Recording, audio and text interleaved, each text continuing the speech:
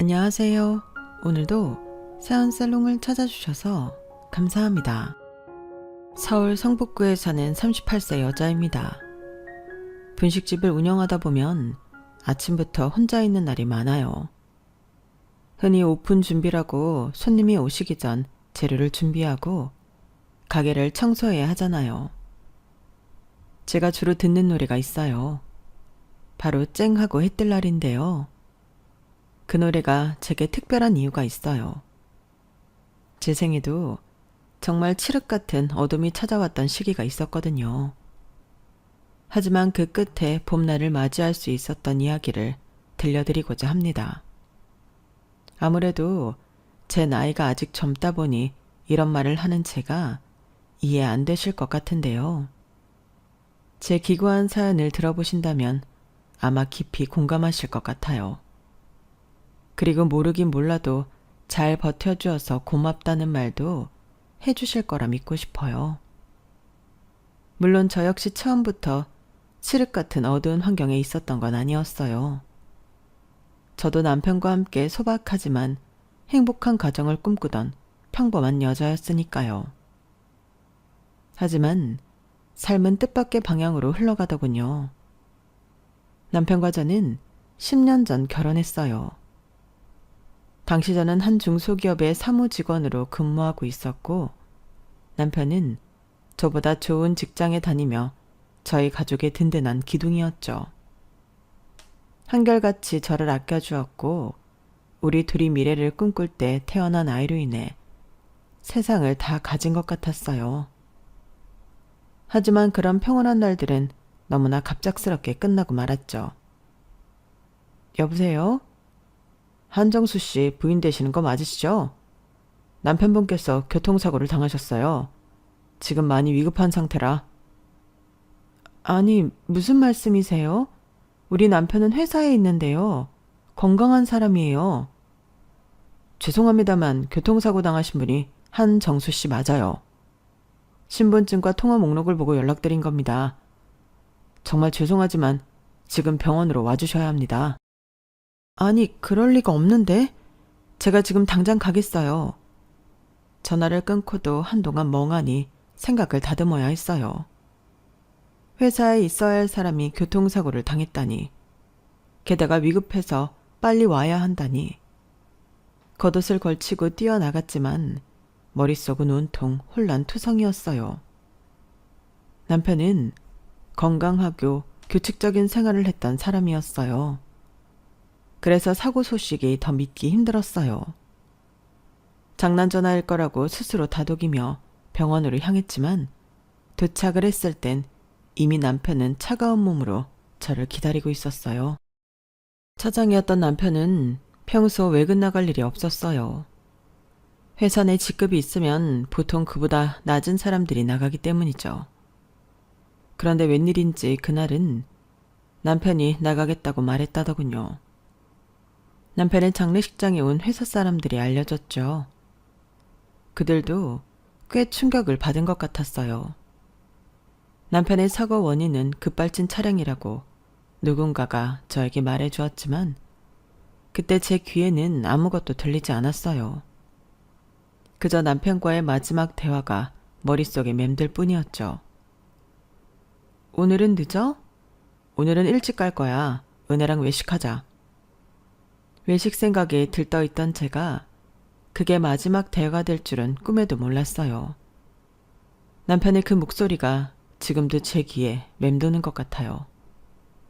남편은 그날 영영 돌아오지 못했어요.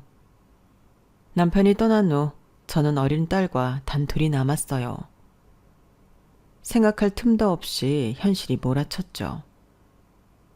딸 은혜가 태어난 후 외벌이로 남편이 가장이고 저는 집안 살림을 담당했었어요. 그런데 하루아침에 제가 가장이 되었던 거죠. 어떻게 딸을 키울지 생계를 어떻게 꾸려나갈지 막막했지만 이대로 무너질 수 없었어요. 남편이 떠난 후 저는 남편의 퇴직금과 보험금을 손에 쥐고 한참을 고민에 빠졌죠. 정수 씨라면 어떻게 했을까? 스스로에게 수없이 물었지만 답은 쉽게 나오지 않았어요. 주위에 기댈 사람도 없었어요. 20살 때 돌아가신 아빠, 은혜가 태어난 지 꼭 1년 만에 세상을 떠난 엄마. 남편의 빈자리는 유난히도 크게 느껴졌죠. 직장을 다시 나가는 것도 생각해 봤지만 어린 은혜를 두고 집을 비울 자신이 없었어요. 우선 아파트를 매매하면서 생긴 대출금의 일부를 갚고 남은 돈은 급한 일을 대비해 저축했어요. 그리고 일부를 떼어 작은 가게를 열기로 결심했죠. 평소 남편이 제가 만든 떡볶이를 먹으며 세상에서 제일 맛있다는 칭찬을 했던 게 떠올랐거든요. 그 칭찬 한마디가 자꾸 마음에 걸렸어요. 이걸로 은혜와 나, 우리 둘의 생계는 책임질 수 있지 않을까 싶은 생각에 용기를 냈어요. 하지만 가게를 한다는 건 생각처럼 쉬운 일이 아니었어요. 재료 손질 같은 일은 힘들어도 할 만했지만 집에서 아이만 보던 제가 손님을 응대하는 건 정말 어려웠거든요. 작은 실수라도 하면 손님이 떠나버릴까봐 조마조마했고 맛이 없다면 어떡하냐고는 걱정으로 날마다 긴장의 연속이었어요. 처음 한두 달은 정말 눈코 뜰 새 없이 바빴어요. 몸은 고됐지만 은혜를 위해서라면 버틸 수 있다고 스스로를 다독였죠. 그러던 어느 날 시댁 식구들이 하나둘씩 저를 찾아오기 시작했어요. 동서 매정하다. 어떻게 서방님 떠나고 한 번도 연락을 안 해? 내가 꼭 이렇게 찾아와야겠어? 오셨어요. 그동안 바빴어요. 가게 적응도 해야 했고 그의 빈자리 은혜가 느끼지 못하게 더 신경도 써야 했고요. 그래. 알지. 그래도 가족끼리 보고 좀 살자. 서방님이 있을 땐 그래도 매번 우리 다정이 용돈도 주고 그랬는데 그런 작은 아빠 없다고 애가 얼마나 서운해하는지. 다정이가 그런 말을 해요? 걔가 그런 말 하래야? 내가 그렇다는 거지. 눈치가 빤하잖아. 공부하는 거 힘드니까 맛있는 거라도 사서 먹으라고 용돈도 잘 줬었는데 그런 작은 아빠 없으니 애가 얼마나 서운하겠어. 안 그래? 너무 어이가 없어서 대꾸할 가치도 못 느꼈어요. 무슨 생각을 해야 저런 말을 아무렇지 않게 할 수 있을까요? 사람이 할 말은 아니라고 생각했죠. 하지만 용돈을 못 받아 서운하다는 말은 시작에 불과했어요. 형님은 점점 더 노골적으로 금전적인 요구를 하기 시작했고 뻔뻔함의 정도는 날이 갈수록 심해졌어요. 내가 진짜 이런 말까진 안 하려고 했는데 동서 그러는 거 아니야. 네? 제가 뭘요? 그래, 한치 건너 두치라고 동서는 피 안 섞였으니까 신경 안 써도 된다고 생각할 수 있는데 그러는 거 아니라고. 그러니까 뭘요? 지난번에 말씀하셨던 다정이 용돈 그 이야기예요? 알고 있네. 알고 있으면서 지금까지 입 싹 씻었던 거야? 지금 장사해서 저랑 은혜 먹고 살기도 바빠요. 무슨 소리야. 동네 맛집이라고 소문 자자한 건 나도 아는데. 그리고 퇴직금이며 보상받은 거 그거 다 어디에다 쓰고 장사해서 힘들다는 소리를 해? 그건 노후 대비로 저축했죠. 설마 그걸 달라는 거예요? 누가 그렇대? 그래도 동서는 목돈이 있잖아. 우리 같은 사람이 갑자기 하늘에서 목돈이 떨어지는 것도 아니고. 형님, 그거 은혜 아빠 목숨값이에요. 그 돈 없어도, 아니, 그 돈 다 주고 더 줘서라도 은혜 아빠 살아 돌아온다면 그렇게라도 할 텐데. 그걸 지금 말이라고 하시는 거예요? 아니, 누가 그렇대? 동서는 참 사람 이상하게 만든다. 나는 그냥 우리 다정이 이번에 고3이잖아. 그동안 숙모가 용돈 한 번 안 줬어도 서운하다 말 한마디 안 했던 아인데. 네, 다정이 정말 기특하네요. 그치? 우리 다정이 정말 기특하지? 선생님들도 인서울은 떼놓은 당상이라고 이야기해서 정말 기대 중이야. 어느 대학에 갈까? 이참에 숙모가 딱 등록금 보태준다고 하면 얼마나 모양새가 좋아. 애가 자극받아서 서울대 갈지 또 누가 알아? 형님, 제 코도 석자예요. 지금부터 부지런히 모아서 우리 은혜 시집갈 미천 만들어놔야죠. 어머 동서, 은혜 나이가 몇인데 벌써 시집 보낼 준비해? 그렇게 안 봤는데 어디 재치짜리라도 알아본 거야? 그래도 조카한테 그러는 거 아니야. 다 같이 잘 살아야지. 동서는 동서만 잘 살면 된다고 생각하지? 그러지 마. 가족 좋은 게 뭔데? 이런 말도 안 되는 요구가 큰형님에게만 벌어졌다면 아마 사연을 안 썼을 것 같아요. 정수 씨가 막내라 위에 형이 셋 있었는데 큰형님을 시작으로 둘째, 셋째, 작은 형님도 이런 금전 요구를 끊임없이 해왔어요. 대학 등록금, 용돈, 수학여행 경비, 겨울 점퍼값 등등 형님들의 요구는 끝이 없었어요. 자신들은 외벌이라 더 이상 돈이 생길 곳이 없다고요. 저는 장사하느라 매일 수익이 나니 그걸 조금씩이라도 나눠야 한다는 주장이었죠. 가족은 그래야 한다고 말입니다. 형님들의 끊임없는 요구와 집요한 괴롭힘을 뒤로한 채 저는 앞만 보고 달리기 시작했어요. 정수 씨가 떠난 뒤 은혜에게 더 나은 미래를 선물하기 위해 제목 이상을 해야 한다고 다짐했기 때문이죠. 빠르게 변하는 세상에서 작은 분식집으로 언제까지 은혜를 키울 수 있을지 걱정되었던 전 새로운 목표를 세우게 되었어요. 우연히 은혜와 함께 본 TV에서 한 여성 CEO의 이야기를 봤거든요. 경영 지식을 쌓아 가게를 유지하고 은혜에게도 더 많은 걸 줄 수 있다는 생각에 결국 저는 야간 MBA 과정을 시작했어요. 은혜야, 엄마가 이제 좀 바빠질 거야. 저녁 장사 끝나면 학교 갔다가 밤 늦게 돌아와야 하는데 괜찮을까? 학교? 엄마도 학교 다니는 거야? 나처럼 숙제도 해야 해? 엄마 이제 공부하려고. 은혜한테 많은 걸 해주고 싶은데 그러려면 엄마가 많이 배워야 해. 알았어. 은혜 내년에 학교 가니까 혼자 있을 수 있어. 대신 엄마, 시험은 무조건 100점 맞아야 해. 알았지? 그래, 알았어. 엄마가 100점 맞으면 우리 은혜도 학교 들어가서 100점 맞을 거지? 100점은 너무 어려운데? 엄마가 장난친 거야. 우리 열심히 해보자. 은혜의 응원을 받으니 더 힘이 났지만 뒤늦게 시작한 공부가 정말 어려웠어요. 낮에는 가게에서 일하고 밤에는 강의실에 앉아 필기를 하는 일상이 매일 반복되었죠. 몸은 고단했지만 수업 내용은 재미있었고 무엇보다 막연한 미래지만 달라질 수 있다는 기대감이 저의 원동력이 되었어요. 다행인 건 분식집에 작은 방이 딸려 있어서 낮 시간엔 은혜와 충분한 시간을 보낼 수 있었다는 점이에요. 은혜는 제가 가게에서 바쁠 때도 옆에서 책을 읽거나 그림을 그리며 불평불만 없이 제 곁을 지켰죠. 그런 모습이 저에겐 큰 힘이었어요. 배우니까 세상을 보는 눈도 달라지게 되더군요. 가게를 단순히 운영하는 게 아니라 브랜드화하고 온라인을 통해 확장할 수 있는 가능성을 발견할 수 있었거든요. 그렇게 작은 분식점을 운영하며 온라인 쇼핑몰을 시작하게 되었어요. 처음엔 단순히 제가 만든 떡볶이 소스를 판매하는 것에서 출발했는데요.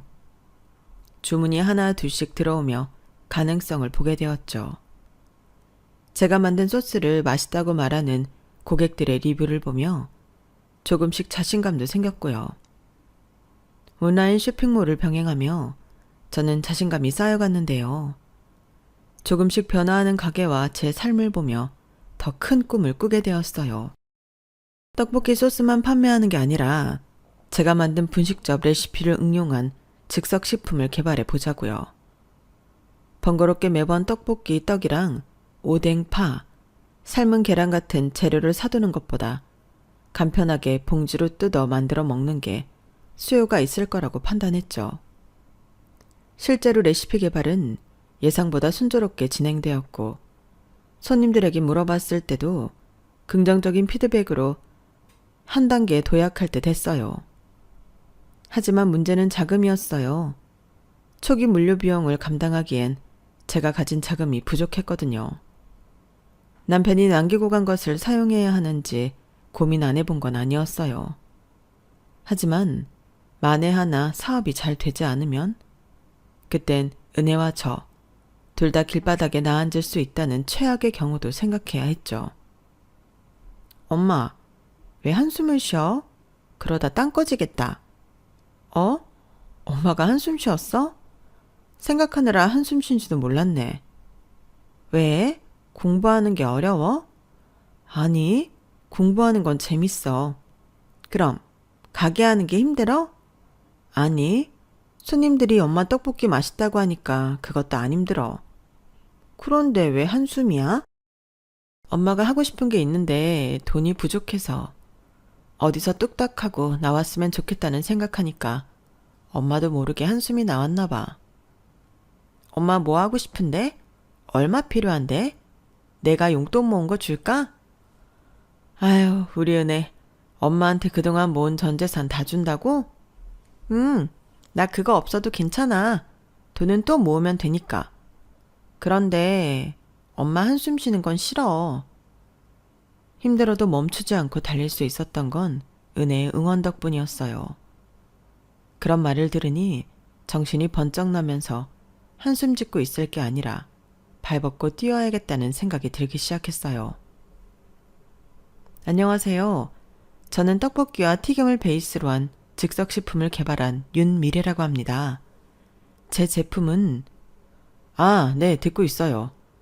구체적인 수치나 예산 계획에 대해서 자세하게 말씀해 주시겠어요? 지금까지 연구개발 비용은 약 500만 원 정도 들었고 초기 생산을 위한 자금은 네, 알겠어요. 그런데 지금 자금이 부족하다면 어떻게 해결하시고 어떻게 갚아 나가실 계획인가요? 현재로서는 지금처럼 창업투자 설명회를 통해 투자자들을 찾아보려고 해요. 추가로 온라인 판매를 더 열심히 해서 자금을 모을 계획입니다.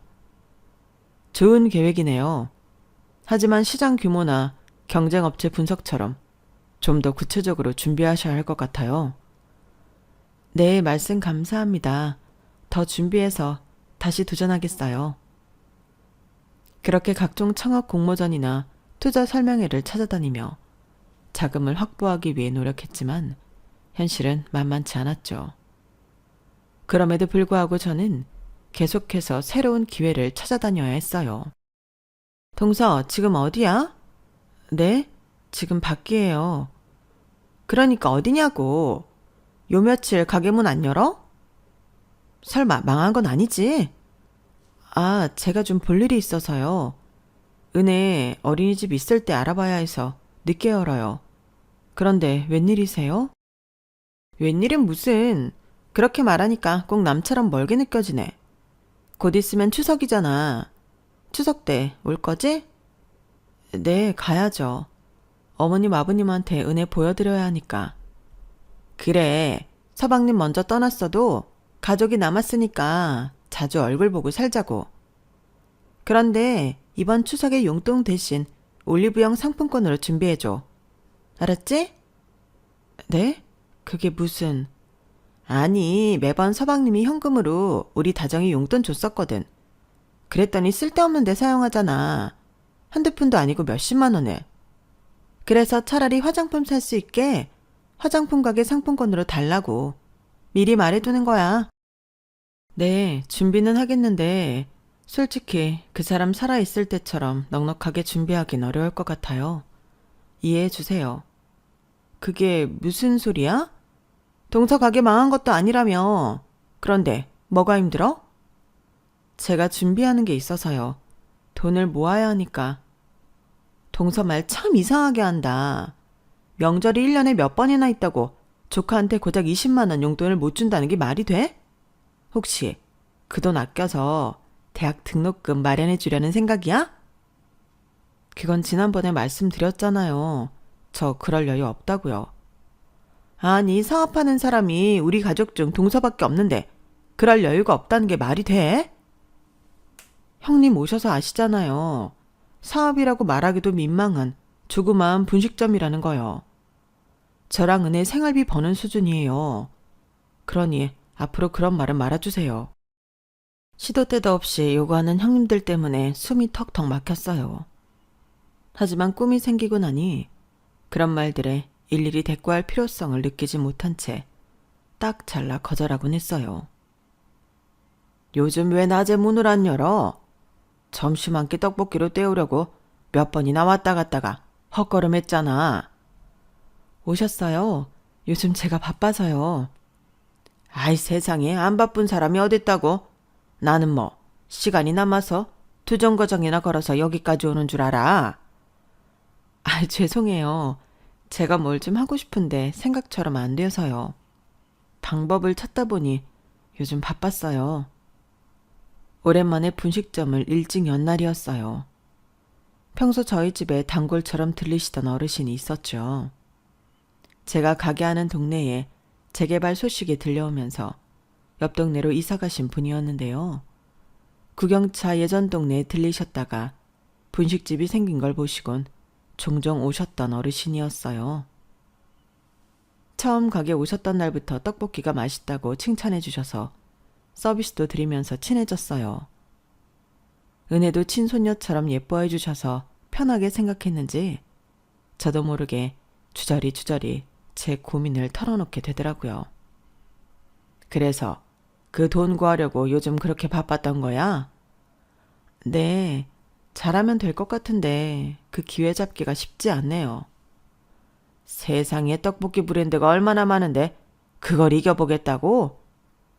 아니요. 그 떡볶이는 그 떡볶이고 제 떡볶이는 제 떡볶이죠. 제 맛을 좋아해주는 사람들이 있으니까요. 어르신도 제 떡볶이 맛있다고 하셨잖아요. 그거야. 이 동네에 먹을 만한 곳이 없어서 그랬지. 그래서 하루가 멀다 하고 두 정거장이나 걸어서 떡볶이 먹으러 저희 집까지 오시는 거예요? 이사간 동네에도 떡볶이 맛난 데가 하나도 없더라고. 그래. 이 동네랑 옆 동네 통 털어서 자네 떡볶이가 제일 맛나네. 맛나. 제가 이 밀키트 성공하면 몇 개 드릴게요. 비 오거나 밖에 나오시기 힘든 날 집에서 맛있게 직접 만들어주세요. 집에서 만들면 자네가 해주는 맛 하나도 안 날 거 아니야. 아니에요. 제가 얼마나 연구했다고요. 여기서 드시는 맛이랑 똑같은 맛 나요. 진짜예요.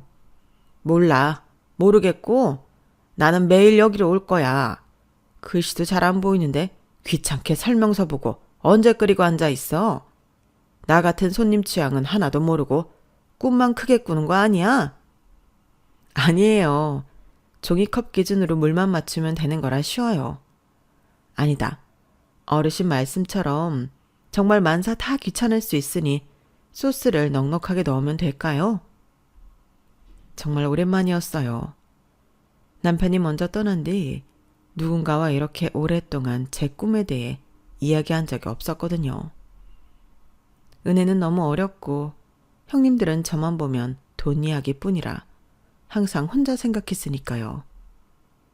확실히 다른 사람과 공유하니 다양한 아이디어가 떠올랐고 보완점을 채워가며 더욱 완성도 높은 밀키트를 만들어갈 수 있었죠. 그렇게 시간은 또 빠르게 지났어요. 추석 명절이 다가왔고 은혜를 데리고 갈 생각에 옷을 갈아입혔지만 발걸음이 떨어지진 않았어요. 어머님과 아버님을 뵙기 싫은 게 아니라 형님들이 문제였으니까요.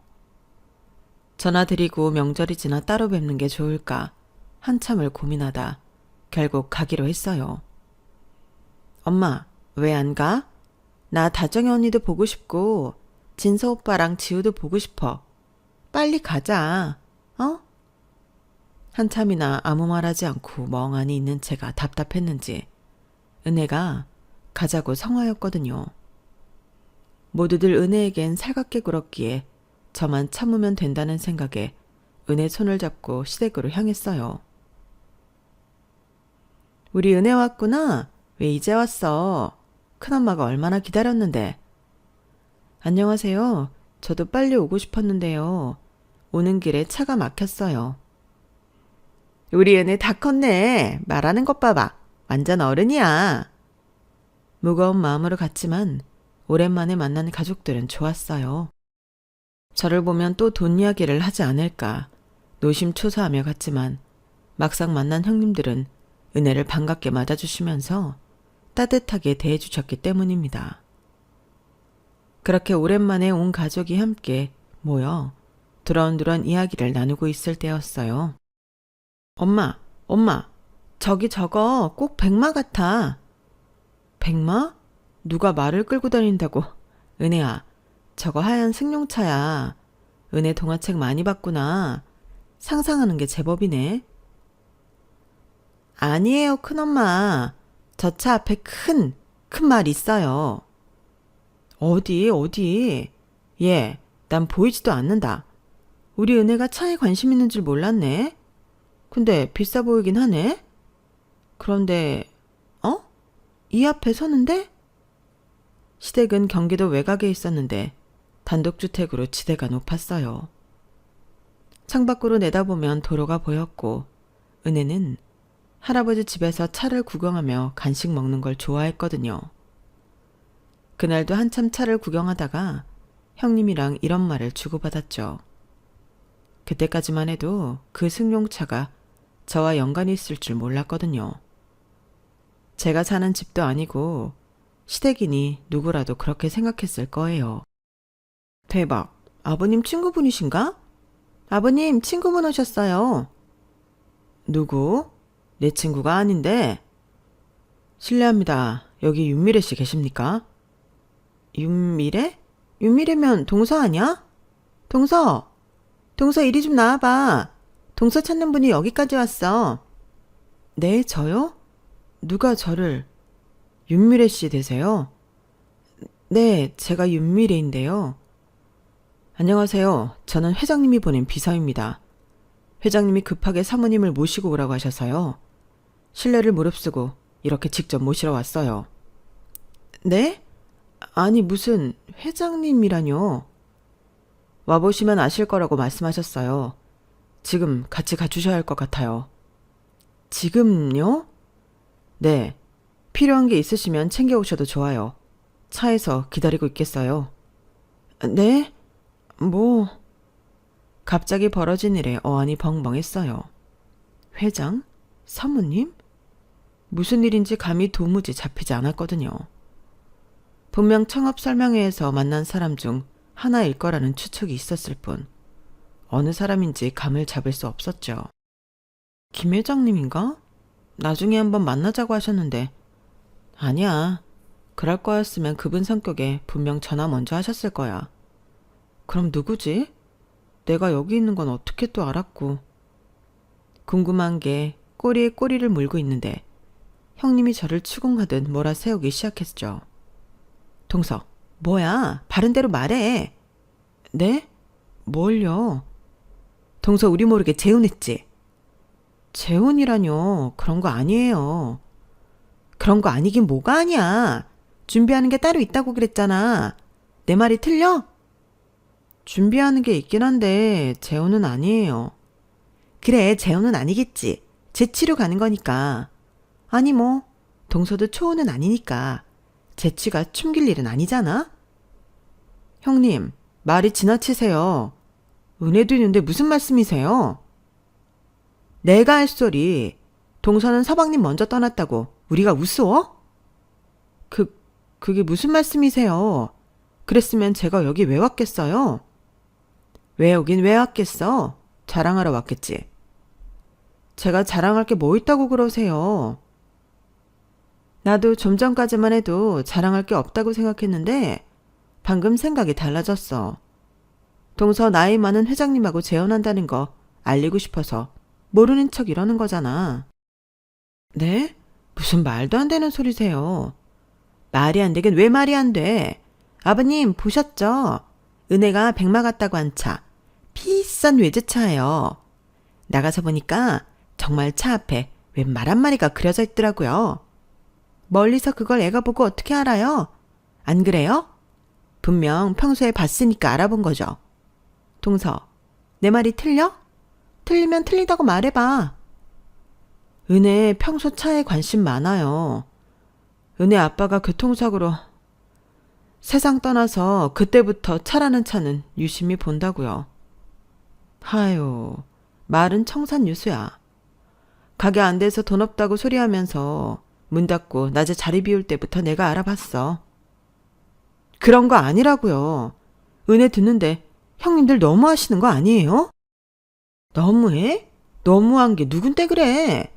내가 그렇게 찾아가면서 안부를 물을 땐 꿈쩍도 안 하더니 기껏 명절날 가족들 다 모인 자리에 보란듯이 내 언남 데리고 오는 동서가 너무한 거지?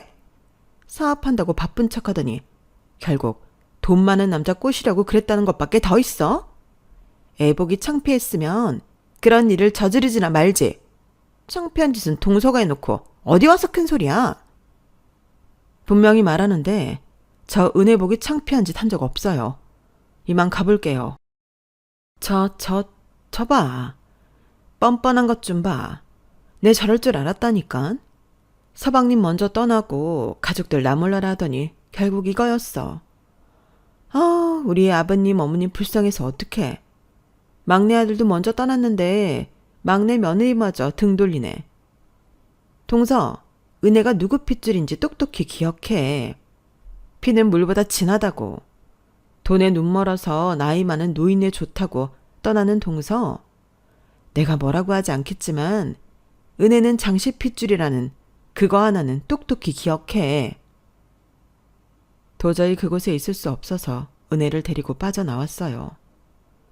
아무리 제가 아니라 해도 이미 형님 귀에는 들리지 않더군요. 아니, 아예 들을 생각이 없다고 말하는 게 더 정확할 것 같았죠. 아직 초등학교 입학하지 않은 은혜도 눈치가 뻔했는지 저를 따라 나오면서도 무슨 일이냐고 한마디 묻지 않았어요. 그 상황이 정말 화나고 속상했지만 무슨 일인지 알아야 이런 대우를 받았다는 거에 따질 수 있다는 생각에 집 앞에 기다리는 차에 올라탔어요. 한참을 달리던 승용차는 큰 건물 앞에 멈춰섰어요. 엄마, 여기가 어디야? 엄마도 몰라. 그런데 여기 있는 높은 분이 엄마를 찾았대. 가봐야 할 것 같아. 와, 이런 데 살면 되게 부자 아니야? 이 건물 회장님 같은데 되게 부자인 것 같아. 긴장된 마음으로 은혜 손을 잡고 회장실 앞에 섰어요. 누군지 궁금하고 도무지 감도 안 잡혔지만 하나는 확실하게 알 수 있었어요. 드디어 기다리던 기회가 왔다는 것 말입니다. 이렇게 저를 찾아올 정도라면 분명 제 사업에 관심이 있는 사람일 테고 이야기를 잘 마무리하면 드디어 꿈에 그리는 제 사업을 본격적으로 시작할 수 있다는 기대가 생기기 시작했죠. 옆 동네 할아버지다. 할아버지! 은혜도 같이 온 거야? 어서 와. 이리 앉아. 할아버지가 여기 회장이야? 여기 살아? 할아버지 옆 동네 사는 거 아니었어? 녀석, 뭐 그리 궁금한 게 많을꼬. 할아버지 옆 동네 사는 거 맞아. 여긴 회사야. 할아버지가 여기 대장이거든. 와, 할아버지가 이 건물 대장이야? 와, 할아버지 짱! 한참을 멍하니 서 있을 수밖에 없었어요. 회장실 문이 열리고 그 안에서 마주친 광경은 현실이라고 하기에는 정말 비현실적이었거든요. 늘 분식집에서 만나던 그 친근한 어르신이 웅장한 회장실에 앉아 계셨으니까요. 은혜는 이미 반가움에 겨워 어르신께 달려가고 있었고 어르신은 평소처럼 환한 미소로 은혜를 맞이하고 계셨죠. 익숙하면서도 낯선 모습에 저는 그저 그 자리에서 얼어붙은 채로 서 있을 수밖에 없었어요. 언제까지 서 계실 건가요, 윤미래 사장님? 어르신은 여전히 은혜를 무릎에 앉히신 채 저에게 말씀하셨어요. 네? 아니 저는 너무나 혼란스러워 자리에 앉으며 어르신을 바라보았죠. 많이 놀랐나 보군. 정식으로 인사하지. 나는 땡땡땡푸드 회장 김진섭일세. 지금까지 만났던 그 단골 손님은 잊어주게. 이제 사업 파트너로 정식 인사하고 싶으니까. 네? 말문이 막혀 더듬거리는 저에게 회장님은 따뜻한 미소를 지으시더군요. 윤 사장 떡볶이 맛에 반한 게 벌써 1년이 다 되어가네. 처음엔 그저 동네 분식집이 생겼다고 그렇게만 생각했는데 말이야. 이렇게 운명처럼 만나 사업 파트너가 될 줄은 나도 몰랐지. 머릿속이 하얘졌어요. 꿈을 꾸는 것만 같았죠. 분식집에서 늘 보던 정겨운 단골 손님이 이렇게 큰 회사 회장님이셨다니. 파트너? 정식으로 인사하고 싶다는 건 뭐야? 그러니까 지금 어르신이, 그러니까 회장님이 나랑 같이 하시겠다는 건가? 아니겠지? 떨리는 목소리로 어떤 말을 꺼내야 할지 찾고 있는데 머릿속은 벌써 바쁘게 움직였죠. 회장님께서 매번 오셨던 게, 자네 입에서 회장이라는 말을 들으니까 어색하구먼.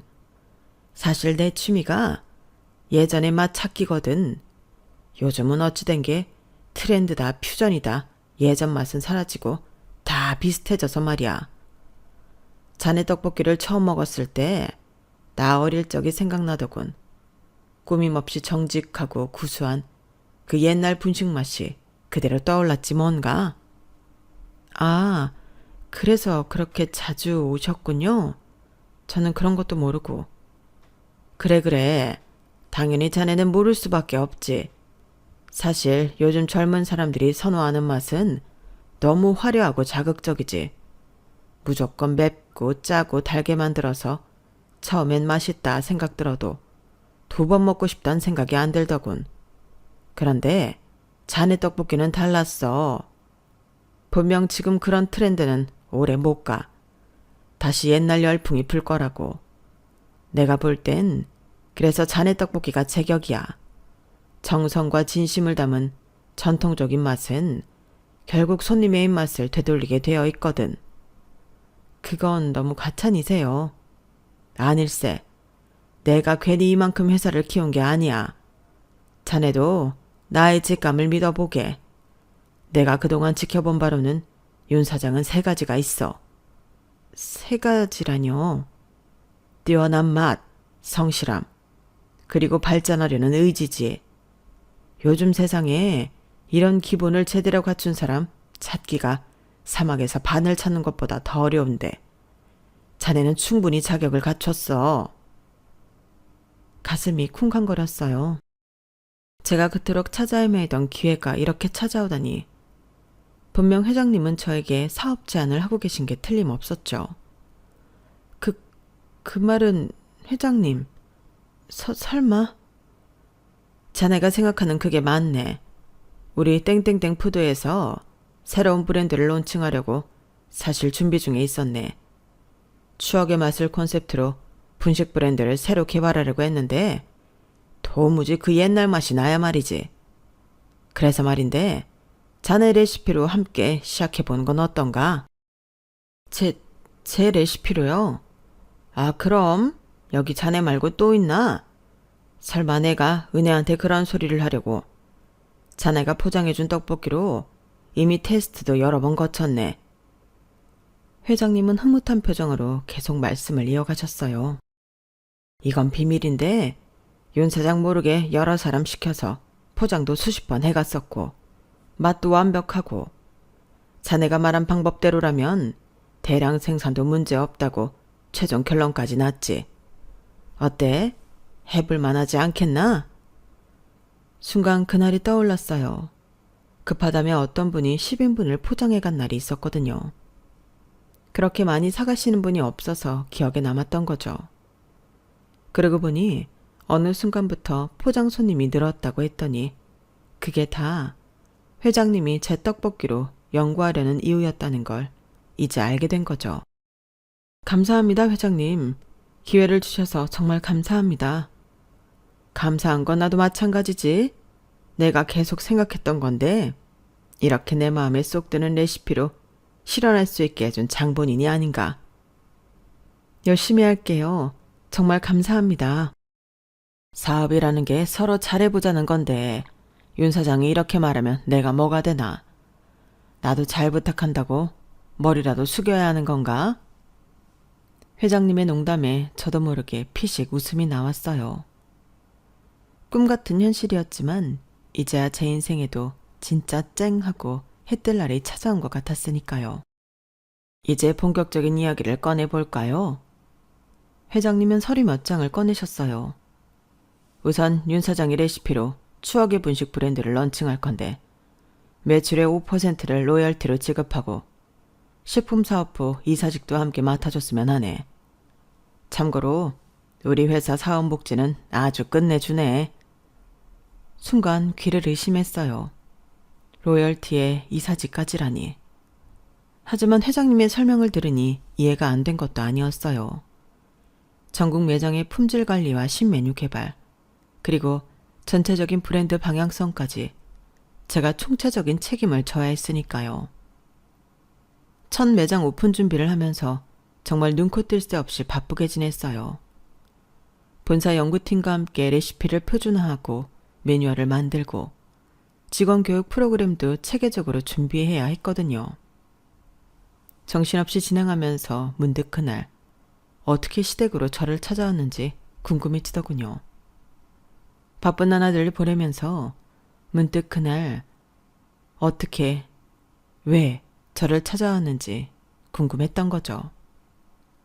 나중에 알고 보니 회장님께서 제가 명절에 시댁에 간다는 걸 아신 건 제가 그날 아침 일찍 가게에 들르신 회장님께 시댁에 가야 해서 일찍 문 닫는다고 말했기 때문이었죠. 회장님은 나중에 이렇게 말씀하시더라고요. 그동안 매일 오면서 윤 사장 이야기를 조금씩 들었잖나. 시댁 가는 게 힘들어 보이더군. 그래서 그날로 정했지. 때마침 계약서도 준비되어 있었고. 항상 제 이야기를 귀 기울여 들어주시던 회장님다운 배려였죠. 그런 노력이 빛을 발휘했는지 추억의 분식 런칭은 성공적으로 이루어졌고 첫 매장을 시작으로 문의 전화가 끊이지 않고 있죠. 그렇게 바쁜 나날들을 보내는 어느 날 형님들에게 전화가 몇 번 왔었어요. 당연히 받지 않았죠. 무슨 소리 할지 정말 안 봐도 비디오였으니까요. 하지만 얼마 뒤 형님이 본사로 직접 찾아오셨어요. 아, 우리 동서 이제 높이 올라가더니 연락도 안 받는 거야? 형님, 여긴 어떻게... 바쁜 와중에 유튜브 성공 신화에 나올 시간은 있었나 봐? 다정이가 작은 엄마 여기 나온다고 보여줘서 알았지. 브랜드 론칭이 성공적으로 되면서 전국에 지점들이 생기기 시작할 때 한 유튜브 채널에서 출연 섭외가 들어왔었어요. 안 나간다고 몇 번 고사했는데 많은 시청자애가 귀감이 될 수 있다는 소리에 용기 내 출연했는데요. 구독자 수가 많은 채널이 아니었는데 어떻게 다정이가 봤었나 봐요. 세상 좁디 좁다. 이렇게 좁을 줄 누가 알았겠냐고. 우리 다정이가 요즘 애들 같지 않아서 창업에 원치 관심이 많으니까. 추천 영상으로 동서 영상이 딱 떴다잖아. 역시 가족은 가족이야. 피는 물보다 친해. 안 그래? 신기하긴 하네요. 그동안 오해해서 미안했어. 네? 그동안 동서가 이렇게 성공하겠다고 발벗고 뛰고 있을 줄 누가 알았냐고. 동서는 정말 대단한 사람이야. 뜻밖의 방문에 어안이 벙벙했지만 갑작스러운 사과에 어떻게 대해야 할지 감을 못 잡고 있었어요. 남편 떠났어도 정말 남은 건 가족뿐인가? 그동안 솔직히 좀 섭섭해서 그랬어. 우리가 막 가까운 동서지간은 아니었어도 서방님 먼저 갔다고 연락 끊을 사이도 아니었잖아. 어떻게 동서가 아랫사람이면서 한 번도 먼저 연락을 하네. 그래서 나도 서운하고 그래서 그랬어. 그러니까 지난 일 다 잊고 우리 잘 지내보자고. 응? 죄송해요. 그 사람 먼저 떠나고 저도 정신이 없었어요. 머릿속엔 우리 은혜랑 저 어떻게 살아야 하는지 그것만 생각하다 보니. 그래, 알지 알아. 산 사람은 어떻게든 살아야 하니 눈앞이 캄캄했겠지. 그런 거 다 알면서도 괘씸하다고 생각하고 내 마음만 표현해서 정말 미안했어. 아니에요, 형님. 그동안 제가 저만 생각하느라 가족들 챙길 마음의 여유가 없었어요. 형님 서운하셨던 거 다 이해해요. 그치?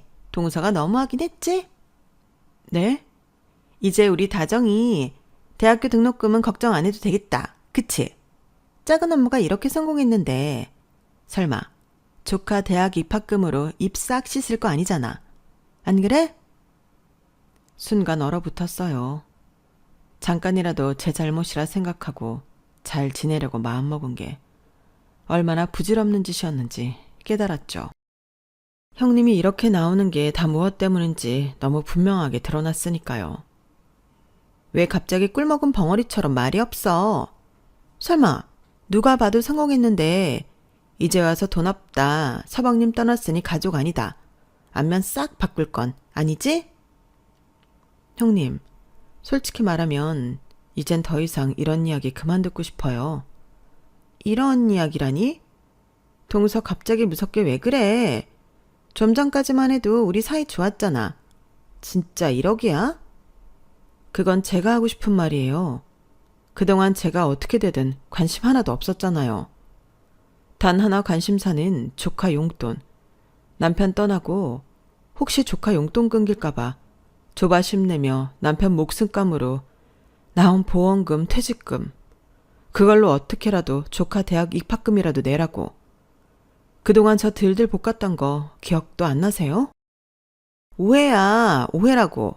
내가 좀 전에 말했잖아. 서운해서 그랬다고. 우리 방금 다 풀어놓고 동서도 성격 참 이상하다. 그러니까 결국 뭐야?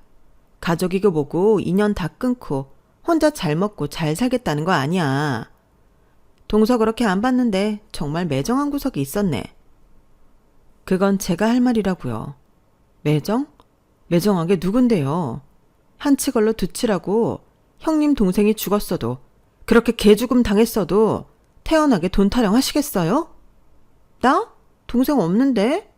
있다고 쳐도 이미 죽었는데 어떡해. 그리고 웬 개죽음이야. 보험금 나왔겠다, 보상금 줬겠다. 산 사람은 어떻게든 사는 게 맞는 거 아니야? 그럼 같이 따라가야 해? 이제 알겠네요, 형님 수준을. 아주버님이 불쌍하네요. 형님이 이렇게 형편없는 사람인 줄 모를 테니. 뭐라고? 너 지금 말 다 했어? 아니요, 아직 다 안 했어요. 솔직히 형님 말대로 우리가 피가 섞였어요. 그렇다고 제 신랑이 멀쩡히 살아서 가족으로 묶이길 했어요. 엄연히 우리 남이에요, 남. 뭐가 어쩌고 저째? 그러니 지금 당장 썩 꺼지지 않으면 보안팀 부를 거예요. 내가 그동안 얼마나 힘들었는지, 얼마나 절박했는지 관심도 없으면서 내가 가진 돈에만 관심 있는 뻔뻔한 당신하고는 더 이상 할 말 없어요. 분명히 말하는데 제가 가진 돈은 다 제 것이고 은혜 줄 거예요. 10원 한 장도 형님들한테 줄 마음 없으니 다신 찾아오지도 마세요. 잘 전하시고요. 더한 말을 해주고 싶었지만 회사라 차마 입에 다 담지 못했어요. 아쉬운 것도 잠시 제 말을 끝까지 듣던 형님 얼굴이 불그락 푸르락거리더니 결국 고래고래 소리를 지르셨죠. 차마 전하기도 어려운 말들을 회사 사람들 보는 데서 큰 소리로 떠들며 악을 쓰는 바람에 결국 보안팀에 끌려 나갔네요. 그리고 전 이사도 하고 번호도 바꾸면서 아예 시댁하고는 인연을 끊어버렸어요. 아버님, 어머님에 대한 부분도 생각 안 해본 건 아니지만 회장님의 승용차가 시댁 앞에 왔을 때 날뛰는 형님 말에 묵묵히 동조했던 그 얼굴이 잊히지 않더라고요. 그게 벌써 1년 전 일이에요. 6개월이 되었을 때 전국 50호점을 돌파했고 지금은 100호점을 눈앞에 두고 있거든요. 은혜는 엄마가 세상에서 제일 자랑스럽다며 여전히 저에겐 제일 든든한 지원군이에요.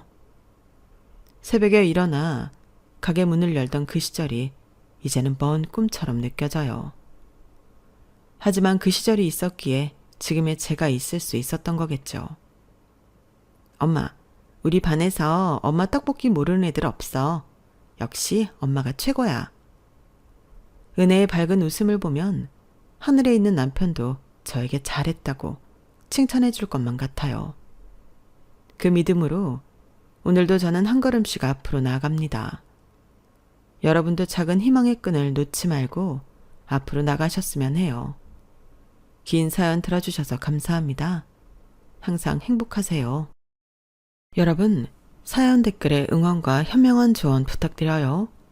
좋아요와 구독은 저에게 큰 힘이 됩니다. 오늘도 좋은 일 가득하세요.